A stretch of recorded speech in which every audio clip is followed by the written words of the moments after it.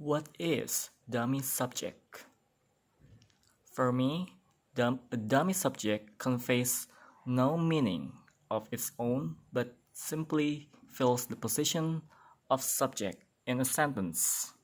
The subject is the person or thing performing an action, or whom or what a state or event refers to. It usually precedes the verb.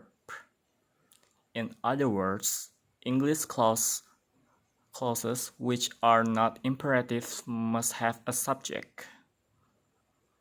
Sometimes we need to use a dummy, or empty, or artificial subject when there's no subject attached to the verb, and where the real subject is somewhere else in the clause.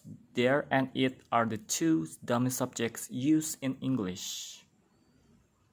The dummy subject, there and it, fill the slot of subject in sentences without one.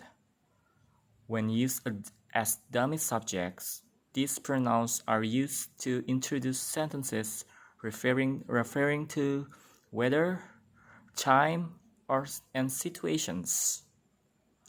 Here are some examples. It is rain and windy. There isn't a stars in the sky. It is 3 a.m. and I'm wide awake. There is nothing we can do. It's getting dark and we should go home. There's something we need to discuss when you have the time. Now, we often use it as a dummy subject with adjectives and their complements. Another example: it's useful to write down your passport number somewhere in case you forgot it. There operates as a dummy subject in the construction there is or there are. There is or there are indicates that something or someone exists or is in a particular place or situation. Another example: there's a man waiting outside who wants to talk with you. The real subject is the man. He is waiting outside. Now, when are dummy subjects used?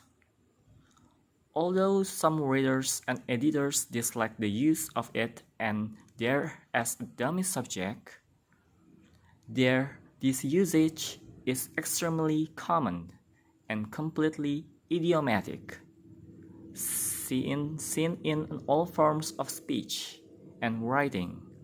In fact, not using the dummy subject in certain constructions can sound odd and lay unnecessary emphasis on the real subject.